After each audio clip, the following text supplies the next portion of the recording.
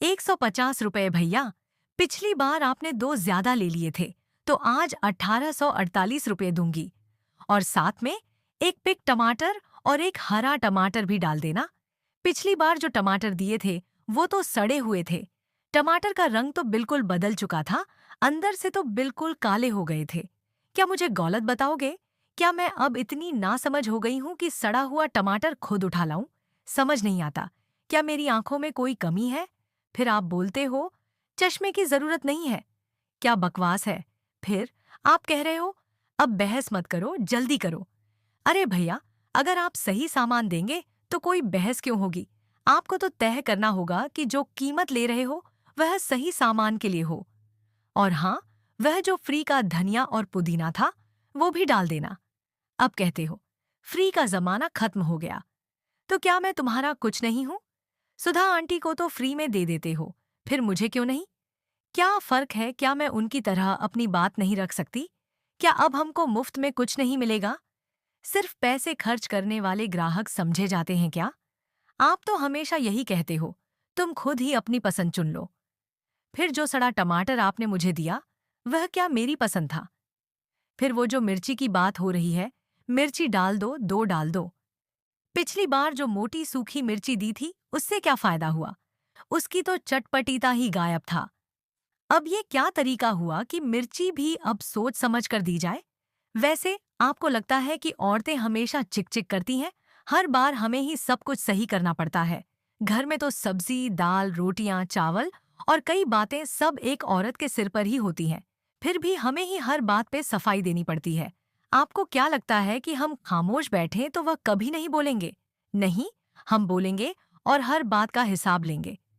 सुधा aunty को तो आप आसानी से अपनी बातों में उलझा देते हो और फिर मुझसे कह रहे हो अब वह समय नहीं रहा, अब फ्री नहीं मिलेगा। पर क्या करना चाहिए? फिर हम खामोश बैठे तो कहेंगे आप कुछ कहते क्यों नहीं हो? हमेशा बुरी आदतें बन जाती हैं और फिर बात आगे बढ़ जाती है। हमारी आदतें तो कभी सुधरती नहीं, लेकिन क्या करना चाहिए? अब आपको लगता है हमारी बातों का कोई असर नहीं होता? आजकल यही चल रहा है। और कोस हर कोई सोचता है कि वह सही है। जब अपनी बात करनी होती है तो कोई एक बात भी सही नहीं सुनता और बस वहीं वहीं दिक्कतें शुरू हो जाती हैं। धनिया पुदीना तो जैसे हर किसी का हक बन गया है। कभी मैंने सुधा आंटी से पूछा था, क्या आप जानती हो कि जब आपने मुफ्त में लिया था तो क्या उसके बाद मुझसे वह नहीं चाहिए? लेकिन वह क्या बोली? मुझे तो कुछ समझ नहीं आया। अब हम क्या करें? उन्हें समझाएं तो वो और तुनक जाएं। आप तो चुप रहते हो, खामोश रहकर बस सब बांधते हो। मुझे नहीं लगता कि सिर्फ यही तरीका सही है। कभी तो लगता है कि हम सिर्फ अपने लिए ही नहीं तो क्या दूसरे लोग भी हमारा सामान ठीक से लेते हैं? और अगर हमसे कुछ गलत हो गया तो क्या कोई कुछ बोलेगा? कभी तो हमें लगता है शायद हम गलत समझ रहे हैं, लेकिन फिर हर बार वही पुरानी आदतें। क्या करें? दुनिया तो चल ही रही है, हमारी आदतें तो बस यहीं रुक जाती हैं। दुकान में रोज वही बवाल। जो खरीदारी होती है उसमें क्या सही क्या गलत, इसका हिसाब कोई नहीं करता। कभी हमें महसूस होता है अगर हम चुप रहेंगे तो कोई हमारी बात भी नहीं सुनेगा। कभी सोचते हैं बस सब कुछ सही से हो जाए, लेकिन नहीं, वो सब चीजें तो हमेशा गलत ही निकलती हैं। कभी धनिया पुदीना ज्यादा डालने पर वह कहता है बहुत डाल दिया। कभी यह कहा जाता है कि पैसा ज्यादा दे दिया। तो अब हम क्या करें? अब जो आपको लगता है वही करें। क्या कभी इस पर ध्यान देंगे? कभी तो समझ में आए कि ग्राहकों की परेशानी भी कुछ मायने रखती है। सच्चाई तो यह है, एक ग्राहक को कभी भी संतुष्ट नहीं किया जा सकता। हम तो यही चाहते हैं कि हम अपने मेहनत से कमाए हुए पैसे खर्च करें और हमें सही सामान मिले। और अगर कहीं कोई गड़बड़ हो तो हमें सही से समझाया जाए। क्या यह कोई बड़ी बात है?